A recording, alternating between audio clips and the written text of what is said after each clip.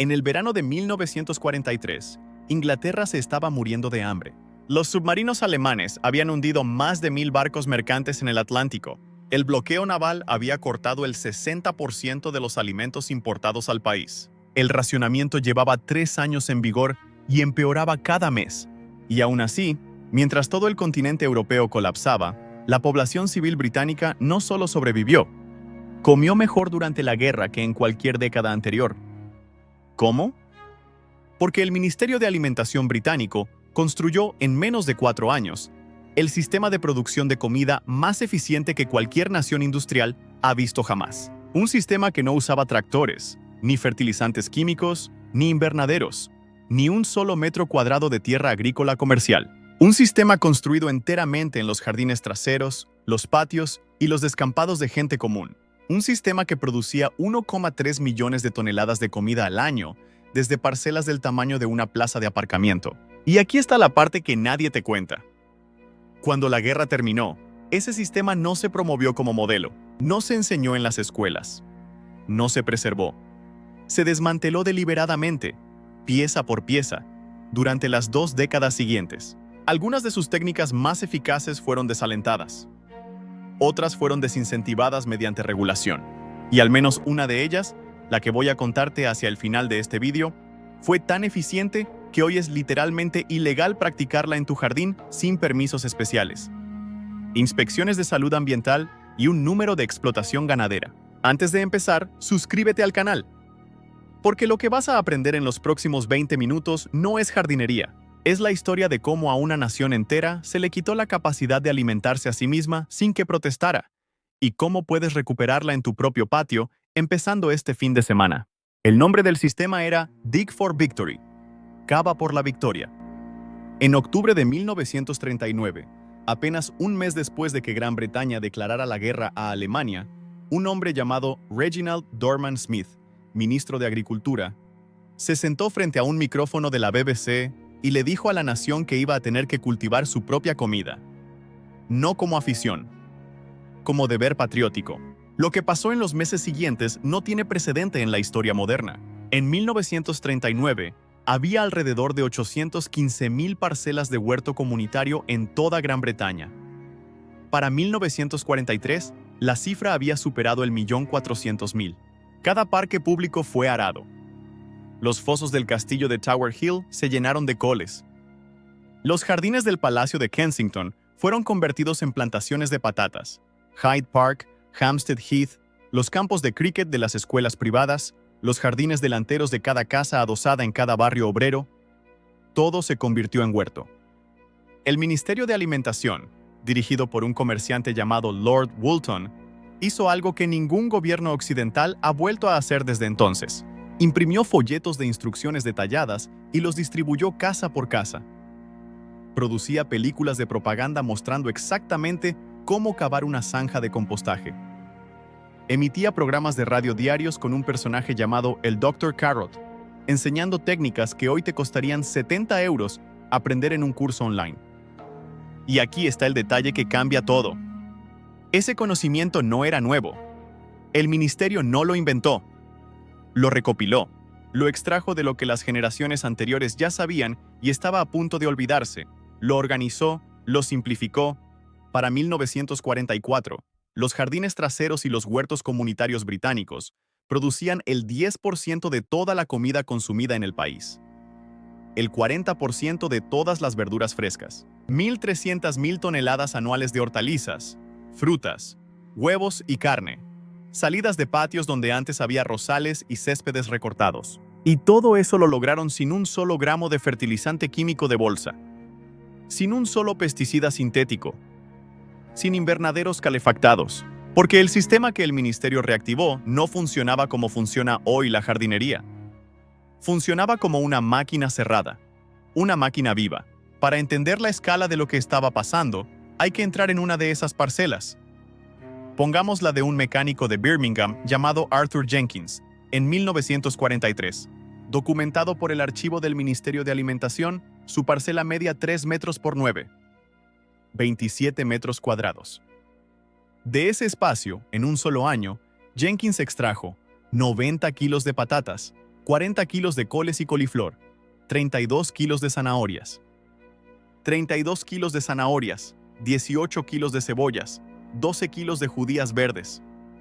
Ruibarbo forzado en febrero, ensaladas desde mayo hasta octubre, y manzanas de un único árbol entrenado contra la pared trasera. Al fondo del jardín, en una caja de madera con tapa de tela metálica, criaba conejos alimentados con los descartes de las hojas. Y sí, porque era miembro del club local de cerdos del que voy a hablar más adelante, una porción de cerdo que sacrificaban entre 6 vecinos cada Navidad.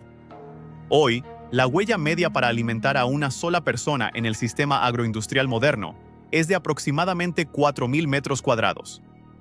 Arthur Jenkins lo hacía con 5,5 metros por persona. La Universidad de Reading concluyó que las parcelas urbanas británicas durante la guerra alcanzaron rendimientos entre 3 y 5 veces superiores a los de la agricultura comercial.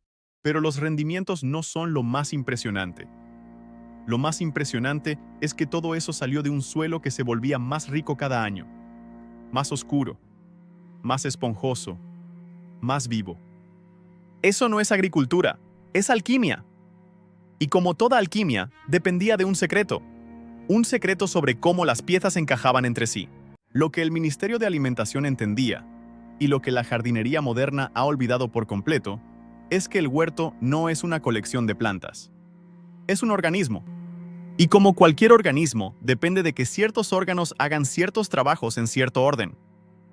El sistema Dig for Victory tenía 4 órganos principales, y todos los trucos que has oído alguna vez sobre jardinería de guerra encajan dentro de uno de ellos. Componente 1. El motor de fertilidad. El primer órgano era el que producía nutrientes, pero no los compraba. Los fabricaba en el sitio, a partir de cosas que la mayoría de la gente tiraba. En el rincón de cada parcela había un cubo viejo. Dentro, ortigas arrancadas de la valla con guantes gruesos, cubiertas de agua de lluvia, fermentando durante 15 días, hasta convertirse en un líquido marrón oscuro que olía como un cuerpo descompuesto y alimentaba a las tomateras como si fueran adictas al nitrógeno. Los hortelanos lo llamaban té de ortiga. 70 años después, en 2019, la Universidad de Coventry analizó ese mismo líquido y confirmó que tenía niveles de nitrógeno comparables a los fertilizantes comerciales más vendidos del Reino Unido. Las ortigas crecían solas. El agua caía del cielo. El cubo lo había rescatado alguien de un escombro. Coste total del experimento: 0 peniques. Junto al cubo de ortigas había normalmente otro cubo, más pequeño, más oscuro, con una piedra encima haciendo presión. Dentro, hojas de consuelda rusa, una variedad estéril llamada Boking 14, que crecía en la esquina más sombría de la parcela como una mala hierba sin control. Sin agua, solo presión. En 2 semanas las hojas se convertían en un líquido negro espeso, riquísimo en potasio, que cuando se diluía 20 veces con agua, producía tomates más grandes, pimientos más pesados y calabazas más densas que cualquier fertilizante comercial probado contra él. La Royal Horticultural Society todavía hoy reconoce la consuelda como uno de los fertilizantes naturales más eficaces que existen. Casi nunca aparece en revistas modernas. No se puede vender una planta que produce fertilizante gratis para siempre. Entre las hileras de judías y patatas, en lugar de una compostadora, los hortelanos cavaban una zanja de unos 30 centímetros de profundidad. Dentro iban las cáscaras de patata de la cocina, las hojas de té usadas, las cáscaras de huevo trituradas, los troncos duros de las coles. Encima, tierra. En semanas, las lombrices habían convertido esos restos en humus oscuro que alimentaba directamente las raíces de las plantas que crecían arriba. Lo llamaban compostaje en zanja. Hoy hay comités de huertos comunitarios que lo prohíben alegando que atrae ratas. Las cáscaras de verdura enterradas a 30 centímetros no atraen ratas. Atraen lombrices. Pero los comités no lo saben porque ya nadie se lo enseña. Y luego estaba el hollín. Cuando cada casa tenía chimenea de carbón, el hollín era un recurso abundante y gratuito. Tu vecino de Birmingham guardaba el hollín de su chimenea en un saco seco durante 3 meses para que los compuestos sulfurosos se suavizaran. Y luego lo esparcía en anillos alrededor de las cebollas, las zanahorias y los tallos de las coles. Hacía 3 cosas a la vez. Oscurecía el suelo y aceleraba su calentamiento en primavera. repelía a la mosca de la zanahoria que odiaba el olor, y mataba babosas en el acto destrozándoles el vientre con su textura abrasiva. La Royal Horticultural Society lo recomendaba oficialmente en sus boletines de los años 30. Cuando la calefacción central reemplazó al carbón en los años 60, el suministro se acabó. ¿Con qué lo reemplazaron los hortelanos? Con bolitas comerciales antibabosas que contenían metaldehído, un compuesto tan tóxico para erizos, perros y aves, que el Reino Unido lo prohibió completamente en 2022. Entre todo esto, había una lógica. Las ortigas alimentaban las hojas, la consuelda alimentaba los frutos, la zanja alimentaba las raíces, el hollín protegía contra las plagas y calentaba el suelo. Cada uno costaba cero. Componente 2, el motor de espacio. El segundo órgano era el que multiplicaba el espacio. Porque cuando tu única tierra son 3 metros por 9, no puedes desperdiciar ni un centímetro horizontal ni vertical. Aquí es donde entra una de las imágenes más extrañas y geniales de toda la guerra. El jardín sobre el refugio antiaéreo Anderson. Más de 2,5 millones de familias británicas tenían enterrado en el jardín trasero un refugio Anderson. Arcos de acero corrugado, cubiertos por 1 metro cúbico de tierra apilada. Ese montículo de tierra, calentado desde abajo por el aire atrapado en el refugio, se comportaba como un bancal elevado con masa térmica integrada. La temperatura era 3 a 5 grados más alta. Las patatas estaban listas 2 semanas antes. Los repollos sobrevivían heladas que habrían matado todo lo demás. Los archivos del Imperial War Museum muestran familias enteras posando orgullosas. Hoy pagamos 400 euros por un kit de bancal elevado con masa térmica diseñada. Aquellos hortelanos lo tenían gratis, cortesía involuntaria de la Luftwaffe.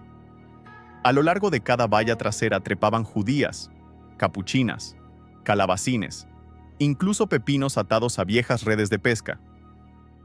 Una valla de 2 metros sostenía entre 4 y 6 kilos de judías. Algunas familias plantaban setos comestibles en el límite del jardín. Grosellas espinosas, grosellas negras, manzanos silvestres, que daban 22 kilos de fruta cada verano. Décadas después, las cláusulas de las urbanizaciones suburbanas prohibirían específicamente los árboles frutales en los jardines delanteros. Tu bisabuela habría encontrado esa lógica incomprensible. Y en cada esquina sombría había un cajón frío hecho con marcos de ventanas viejas rescatados del escombro de bombardeos. 4 tablas, una ventana en ángulo, microclima cálido. Coste, 0. Hoy, los catálogos de jardinería venden el equivalente exacto por 90 euros con un sello de diseño escandinavo. El espacio se exprimía también en 3 dimensiones invisibles. Entre las hileras de maíz crecían judías que trepaban por los tallos. Entre las judías se extendían las hojas de calabaza. 3 cosechas en una. Las judías fijaban nitrógeno que alimentaba al maíz. Era un sistema completo dentro de 1 metro cuadrado. Los folletos del ministerio lo recomendaban sin saber que las civilizaciones indígenas lo llevaban 3,000 años practicándolo. Componente 3. El motor del tiempo. El tercer órgano controlaba el tiempo. Incluso un huerto perfecto es inútil si toda la cosecha llega el mismo martes. La jardinera media de 1943 sembraba lechugas en hileras cortísimas, 3 metros cada 15 días, desde marzo hasta agosto. Resultado, ensalada fresca todos los días. Hacía lo mismo con los rábanos y las espinacas. No tenía congelador. No tenía coche para llevarle el excedente a una amiga. Si no se comía fresco, se desperdiciaba. Sembraba al ritmo de la mesa. En enero, mientras todo dormía, ponía un cubo de basura volcado boca abajo sobre la corona del ruibarbo. La oscuridad obligaba a la planta a producir tallos altos, pálidos, rosa intenso. Listos en febrero, el Triángulo del Ruibarbo de Yorkshire construyó toda una industria alrededor de esta técnica, cosechando a la luz de las velas en cobertizos calefactados. Un tarro de terracota cuesta 40 euros. Un cubo viejo cuesta 0. Y al final de cada temporada, dejaba que una planta llegara a semilla. Las vainas se secaban en el alféizar de la cocina. Las semillas se guardaban en sobres etiquetados a lápiz. Primavera siguiente, judías gratis. Tomates gratis. Lechugas gratis. Cada año, las semillas estaban un poco mejor adaptadas al microclima exacto de su parcela. Hoy, las grandes empresas venden híbridos F1 cuyas semillas no germinan iguales al año siguiente. Tienes que volver a comprar. La organización Garden Organic mantiene la Heritage Seed Library precisamente para preservar las variedades antiguas que sí se pueden guardar. Pero la mayoría de jardineros ni sabe que existe la diferencia. Componente 4. El motor de cierre. El cuarto órgano era el que cerraba el círculo, el que convertía los desechos en proteína y la proteína en fertilidad. Y aquí, finalmente, llegamos a la parte que el Ministerio de Alimentación enseñaba con orgullo en 1943, y que hoy es ilegal practicar en tu jardín sin permisos especiales. En 1939, un funcionario del ministerio se dio cuenta de un problema. Las amas de casa británicas estaban tirando casi medio kilo de restos de cocina al día. Cáscaras, peladuras, restos de pan. Eso era el equivalente a 250.000 toneladas de biomasa al año, yendo a la basura mientras el país pasaba hambre. La solución del ministerio fue elegante. Propuso convertir esos restos en proteína usando el mejor procesador biológico del planeta, el cerdo doméstico. Pero un cerdo cuesta dinero y ocupa espacio. Así que el ministerio fomentó algo llamado Pig Clubs, clubes de cerdos. Un club de cerdos funcionaba así. Entre 6 y 12 familias vecinas se asociaban formalmente bajo regulación del ministerio. Compartían el coste de comprar lechones. Los criaban juntos en el cobertizo del jardín de uno de los miembros.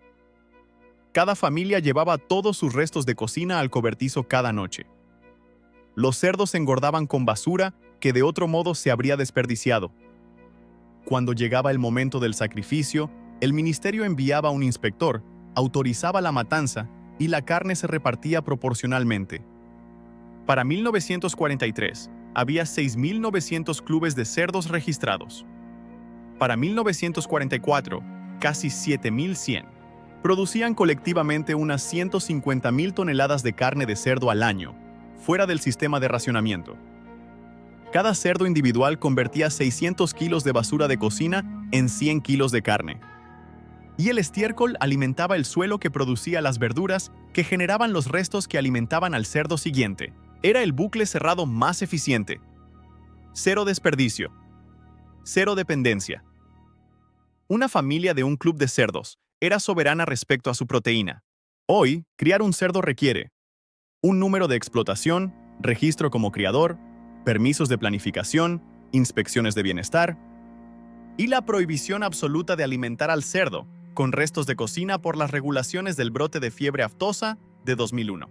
Lo que el ministerio promovía como deber patriótico es hoy un delito penal en el Reino Unido, castigado con multas de hasta 5.000 libras. La regulación de 2003 se promulgó por seguridad sanitaria. Pero el efecto fue desmantelar el componente final que cerraba el círculo, el componente que volvía al sistema independiente del mercado. Mientras tengas que comprar tu proteína en el supermercado, sigues siendo cliente. El día que cierras el círculo con un cerdo, dejas de serlo. Y eso, históricamente, no se ha permitido. Los clubes de cerdos no fueron lo único que se desmanteló.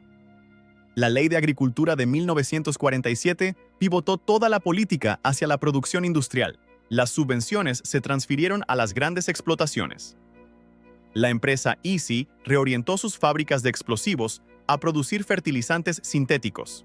Para 1955, el consumo de fertilizantes se había triplicado. Para 1965, se había sextuplicado. Los folletos de cava por la victoria desaparecieron de los buzones. Los programas de radio del Dr. Carrot dejaron de emitirse. Los huertos urbanos se redujeron de 1.400.000 a menos de 300.000 en menos de 30 años. Las técnicas siguieron existiendo, pero dejaron de enseñarse. Los neumáticos para cultivar patatas fueron clasificados como residuos controlados. Las semillas no certificadas se volvieron difíciles de encontrar. La legislación favorecía a los híbridos F1 patentados, y el agua gris para regar, algo instintivo durante la guerra, empezó a aparecer como una práctica potencialmente peligrosa. Nada de esto fue una conspiración. Fue algo más sutil. La lenta sustitución de un sistema autosuficiente por uno que requería compras constantes. Al cabo de 2 generaciones, La mayoría había olvidado que el sistema original incluso existió. La buena noticia es esta: las piezas del sistema todavía existen. No tienes que esperar a otra guerra para reconstruirlas. Si quieres empezar este fin de semana, esto es lo que el Ministerio de Alimentación te aconsejaría hacer, en este orden. Empieza por la fertilidad gratuita. Sal con guantes gruesos donde veas ortigas. Llena un cubo. Cúbrelo de agua. Déjalo 2 semanas. El olor es legitimadamente brutal. Ese es tu primer fertilizante listo para diluir. Mientras tanto, cava una zanja entre 2 plantas y entierra los restos de verdura. Las lombrices harán el resto. No necesitas compostadora. Después, multiplica el espacio. Si tienes cualquier valla, cuelga una red. Plántala con judías trepadoras. Si tienes restos de marcos de ventana, construye un cajón frío. 3 tablas, una ventana en ángulo. Suma 2 meses de temporada. Y si tienes alguna esquina sombría, planta con suelda Booking 14. Te dará fertilizante gratis para los próximos 20 años. Después controla el tiempo. Compra un sobre de semillas de lechuga. Siembra 1 metro cada 15 días desde marzo. Vas a tener ensalada continua durante 6 meses con un único sobre. Luego haz lo mismo con rábanos y espinacas. Y al final del verano, deja que una planta vaya a semilla. Guárdalas en un sobre. La primavera siguiente sembrarás plantas que ya conocen tu suelo. Y deja de cavar. Esta es probablemente la regla más contraintuitiva de todo el sistema, y la que tu vecino con la espalda destrozada va a discutir contigo. Pon compost encima del suelo. Las lombrices lo arrastrarán hacia abajo. No volteas nada. No rompes la red de hongos del subsuelo. No subes semillas de malas hierbas a la superficie. Plantas directamente en la capa superior. Charles Dowding lleva 20 años demostrando que el método de no cavar produce rendimientos iguales o superiores con una fracción del esfuerzo. Pero las amas de casa de Liverpool ya lo hacían en 1943, sin que nadie les dijera por qué funcionaba. Esto, todo junto, te lleva aproximadamente el 80% del sistema Dig for Victory. El 20% restante, el cierre del círculo con proteína animal, depende de dónde vivas y tus regulaciones. Pero las gallinas en patios urbanos siguen siendo legales en la mayoría de las ciudades europeas. Los conejos casi siempre. Puedes recuperar algo muy parecido al cuarto componente original sin enfrentarte a la maquinaria regulatoria que enterró los clubes de cerdos. Una advertencia importante. La primera vez que entierres restos en un suelo pobre en nitrógeno, tus plantas se van a poner amarillas. No es un fallo, es lo que el ministerio llamaba el ajuste. Espera, pasa solo. Y al año siguiente, tu suelo será irreconocible. Hoy, los precios de la comida en Europa han subido más del 22% en 4 años. Los fertilizantes químicos están en máximos históricos por la guerra en Ucrania. Las cadenas de suministro siguen rompiéndose, y la mayoría de las personas que conoces no saben cultivar absolutamente nada de lo que comen. Esto no es un accidente. Es el resultado final de 80 años de un proyecto deliberado para reemplazar la soberanía alimentaria con dependencia comercial. El sistema Dig for Victory no se olvidó. Se desmontó pieza por pieza, hasta que sus componentes parecían excéntricos o ilegales. Pero aquí está la parte que no han podido tocar. El conocimiento sigue ahí. Las ortigas siguen creciendo en cada valla. Las lombrices siguen trabajando gratis. Los marcos de ventana siguen tirándose por miles. La consuelda sigue siendo una mala hierba. El sol sigue cayendo. Lo único que el sistema agroindustrial necesita que creas es que cultivar tu comida es una afición pintoresca. No lo es. Es lo que hizo una nación entera bajo bloqueo naval, mientras caían bombas. Si ellos pudieron, tú puedes alimentar a tu familia. Cada cubo de ortigas fermentando en tu rincón es un acto de resistencia silenciosa. Cada zanja de compostaje es un boicot privado. Cada semilla guardada en un sobre etiquetado a lápiz es la prueba de que sabes algo que llevan 80 años intentando que olvides. Tu bisabuela sabía. El Ministerio de Alimentación de 1943 sabía. Los 7,000 clubes de cerdos sabían. Y ahora tú también sabes. Si este vídeo te ha hecho ver tu jardín de otra manera, suscríbete al canal. Porque la próxima vez vamos a desenterrar otro secreto. Y si conoces a alguien que cree que es imposible, comparte este vídeo. La única razón por la que parece imposible es que pasaron 80 años haciéndolo parecer así.